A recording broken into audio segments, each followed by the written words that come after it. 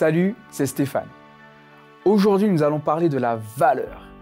La valeur qu'on peut avoir, la valeur qu'on se donne, la valeur qu'on estime avoir. Et toutes ces choses, toutes ces notions sont tellement importantes pour notre croissance spirituelle. Voyons ça ensemble.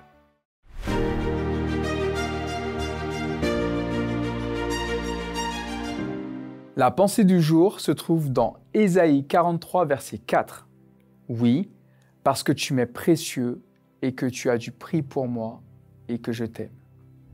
Lucie, une jeune femme de 25 ans, vivait dans un paisible village niché entre des montagnes majestueuses. Mais derrière ce décor enchanteur se cachait une réalité bien plus sombre. Depuis son adolescence, Lucie portait le lourd fardeau d'un manque cruel d'estime de soi. Chaque jour, elle se comparait aux autres, persuadée qu'elle n'était jamais assez. Pas assez intelligente, pas assez jolie, pas assez intéressante. Elle évitait les regards et se fondait dans l'ombre et vivait avec l'idée qu'elle ne méritait ni attention ni amour. Lucie travaillait comme bibliothécaire dans l'école de son village. Les livres étaient son refuge, son échappatoire. À travers leurs pages, elle pouvait être quelqu'un d'autre, voyager dans des mondes où les possibilités étaient infinies. Mais même dans cet environnement familier, Lucie restait en retrait. Peu de personnes remarquaient sa présence, excepté les enfants qui venaient timidement lui demander de l'aide pour choisir leur lecture. Et malgré cela, elle ne voyait pas l'impact qu'elle avait sur leur vie. Un jour, alors qu'elle rangeait des ouvrages, Lucie trouva une lettre glissée entre les pages d'un vieux livre. La lettre, écrite d'une main tremblante, était adressée à une âme chère. Elle disait « Même lorsque tu ne le vois pas, tu es une lumière dans la vie des autres. Ton sourire, ton écoute et ta simple présence peuvent illuminer une journée sombre.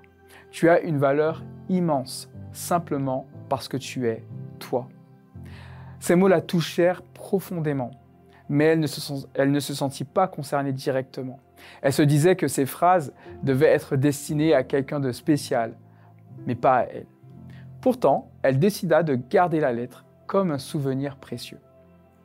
Quelques semaines plus tard, une violente tempête frappa le village. L'école fut inondée et Lucie, sans hésitation, se porta volontaire pour sauver les livres et protéger le matériel. Elle travailla sans relâche, côte à côte avec d'autres villageois. Lorsque tout fut terminé, une petite fille s'approcha d'elle et lui dit avec un sourire « Tu es mon héroïne. Si tu n'étais pas là, on aurait perdu mon livre. Tout le monde t'aime ici, même si tu ne le vois pas. » Ces mots résonnèrent en Lucie. Elle repensa à la lettre et se demanda si peut-être ces paroles pouvaient aussi s'appliquer à elle. Elle réalisa qu'elle comptait pour les autres, même si elle ne s'en rendait pas toujours compte. Peu à peu, Lucie apprit à se voir à travers les yeux de ceux qui l'aimaient. Elle comprit qu'elle n'avait pas besoin d'être parfaite pour être précieuse. Cette histoire peut, d'une certaine manière, ressembler à la tienne.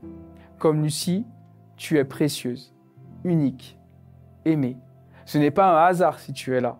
Dieu t'a voulu et t'a aimé avant même que tu n'existes. Il affirme que tu es d'une valeur inestimable et que son amour pour toi est éternel.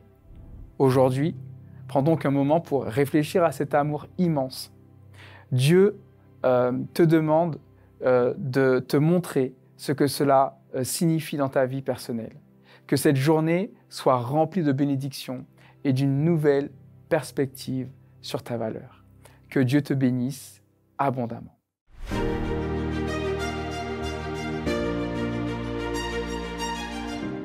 Aujourd'hui, je te propose de réfléchir à 3 qualités qui te définissent et je te demande de les écrire sur ton téléphone ou sur un carnet, sur un cahier, peu importe, et de te les repasser en tête et de voir toutes les occasions de ta vie durant lesquelles ces qualités ont pu briller et être une source de bénédiction pour les autres. Que Dieu te bénisse abondamment.